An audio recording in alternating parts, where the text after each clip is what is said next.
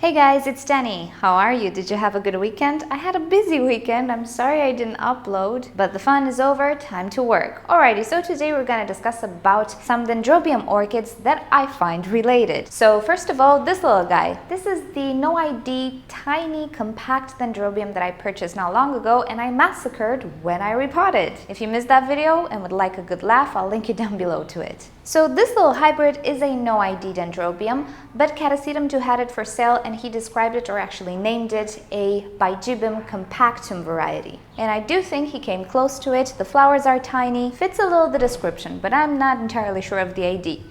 Well, let me just show you what happened to this little guy ever since I massacred it. So he decided he wanted to produce 2 flower spikes. That's okay with me. However, more interesting is the production of new growth and keikis. So this is the cane that I separated from the entire plant. We have a basal growth here, which is already sending down roots, and I'm afraid I cannot properly show you, but I saw them.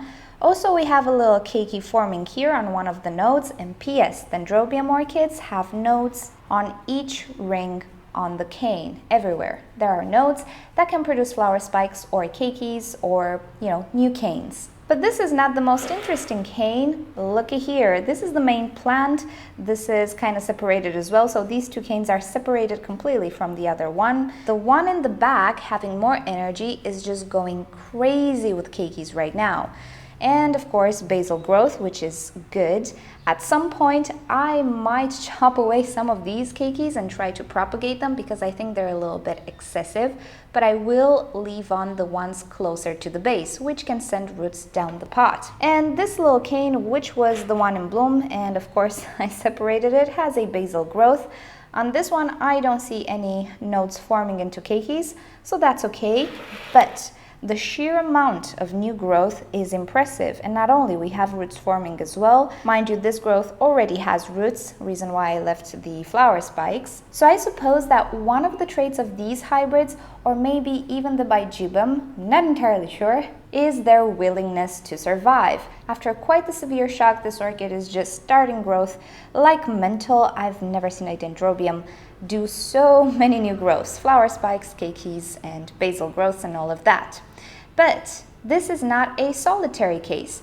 And now comes the real moment of joy, the Dendrobium Enobi that I just received from one of my viewers. And here he is. Does not look impressive. What happened to this guy was it rotted on transport. It spent 3 weeks. The nursery packed it kind of wet, and most of the pseudobulbs rotted away. All I could do is just cut them away because they were not viable anymore and save these 2. These are the very back bulbs, the first 2 bulbs, which I placed in this jar with some ceramics and some medium at the bottom. I kept it moist and damp. I tried not to keep it soggy wet because rot can happen once again at the base of these pseudobulbs, and if that happens, the plant is gone. And looky here what happened. We have 2 keikis starting on the top of each cane. And not only, I will show you closer when I pot it up, they have started root production as well. Again, amazing that these 2 back bulbs are just so willing to live and to propagate, and they don't even look extremely shriveled. Also, these 2 new growths have started roots at such a young age. And at this point, the mission of saving this Dendrobium is well on its way. Now, these 2 plants, the one I showed you earlier and this one, are related. They're not completely the same. The other one has splashes of white and purple. This one has more of a brushstroke purple splash. At least this is how I would describe it, but I do believe they are related. Maybe the Bigibum compactum, they do have the Bigibum in common. Not sure about the other parent, but they look very similar. And what do you know? They do act very similar as well. So I can only assume that the Dendrobium Enobi is actually a very vigorous hybrid. So enough blabbing, let's see what to do next with this guy. And well, the only reasonable thing we can do is pot this guy up. Now here's the pickle. How do we pot it up? The base has no roots, so really no point in potting it up like it would be a normal orchid. Also, we cannot remove the keikis. Yes, they have 1 little root, but they are very tiny and still depending on the mother canes. The only way to pot this orchid right now is to leave everything as it is, but pot it on its side. So I prepared a little pot here, and all I need to do is fill it up with medium. And here I have my little pot prepared. I didn't have to do much. All I need to do is get this little guy and see where the roots are positioned. So as you can see, this growth has a root here, and this one just started one going down here.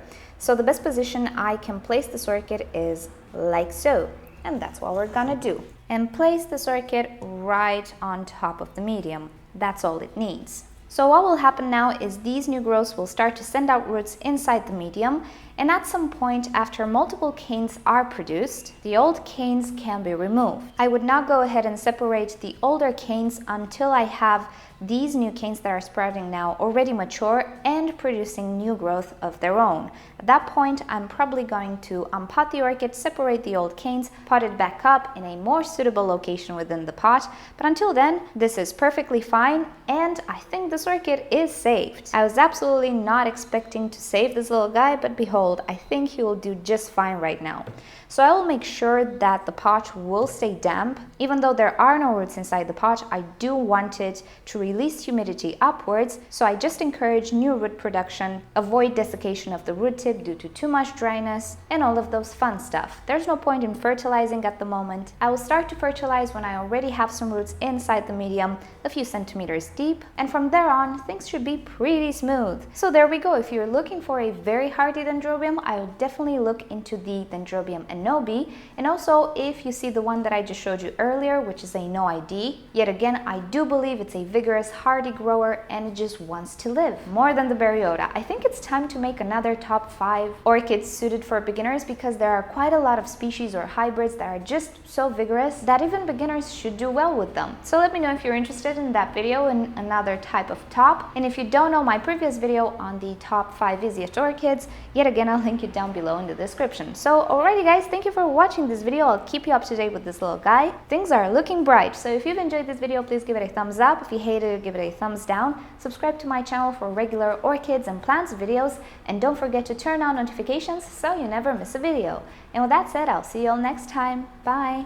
The recently acquired Hippodamia is actually opening up her flowers. I was scared the buds were damaged in transport, but no, they just opened super fast. There's no fragrance right now, but it's the first day that both of these buds are open, so I'm waiting. It might be a night fragrant orchid. I'm not entirely sure, but I will be sure to make a spotlight as soon as I get a fragrance. Isn't she pretty?